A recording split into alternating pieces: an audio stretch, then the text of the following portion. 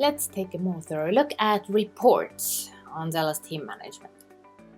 So, once your team has completed a lot of work, put in a lot of hours, submitted some comments and images, let's see how you can see and review the results and compile some reports on how much amazing things you have achieved.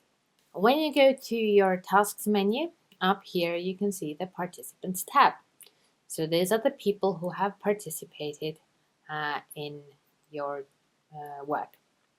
They picked up some tasks, they picked up some shifts. So this first view here is clickable. So you can filter this based on the status,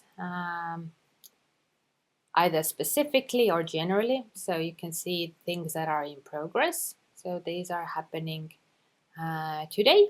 Some of these have been completed, some are still ongoing. I can click these open and see what's happening. So they have marked it as completed. Admin has requested image missing. They've submitted the image. Task is successful. I can also have a look at problematic cases.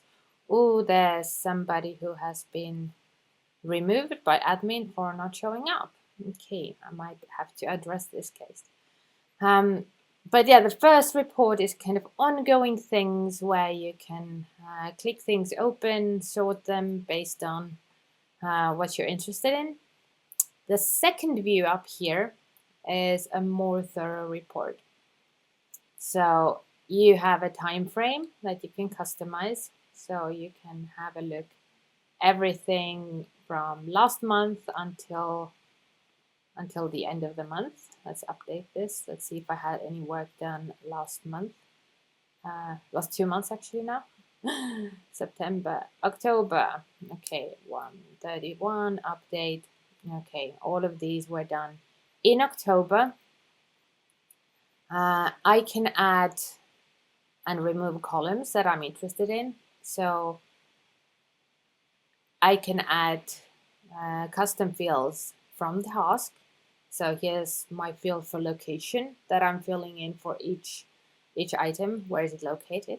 And I can also include fields from member profiles. So the person who worked on this, do they have, something specific in their profile? I might need it for the reports. The report, if you have shifts that have a start and an end time, the report calculates the hours. If the person is reporting different hours than you have planned, you will get an hour difference.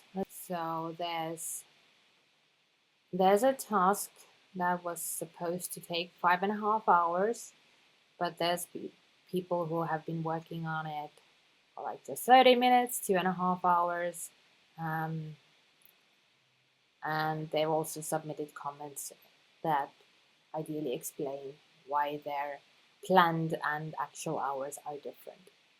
So how all of this is put in place, let's have a look at a task that's happening right now. So this one. So there's something going on here. Some people have already completed things, someone has dropped off, and there's 2 ongoing assignments that are not green yet. So we can play around with these. Let's have a look. So they signed up for the task and marked it as completed, but then realized the admin has realized that there's an image missing. So they sent the person to acquire the image that was requested. So when people mark things as completed, I'm an admin right now, so I can still do it, but ideally your team members should do this themselves, mark as completed. They can submit their actual hours. So started at, by default, it will fill in the starting time. Completed at, it will by default fill in the current time. I can upload an image if this is my job, to upload an image. prove that I've done my job, take pictures of the site, and I'm able to write down a comment. So, thanks, it was quick and fun. Mark is completed.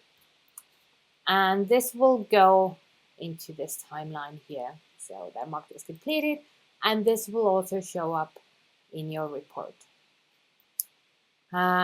When you pull the long reports, let's go back to participants and reports. So when you customize your columns, maybe you also need to filter things. So all of these columns can be filtered. So if there's a comment that is not empty, let's take a look. So I'm getting all the things that had comments. Maybe there's some feedback, maybe there's something I need to address.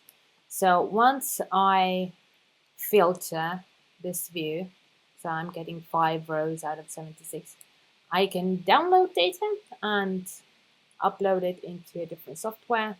Either it's simply spreadsheets, or it's payroll or billing or whatever I need to do. So you can download your data in CSV format. If you have any questions about our features, our pricing, or generally best practices, do not hesitate to contact our support through the website chat. We're happy to help you get started or answer any of your questions that you may have.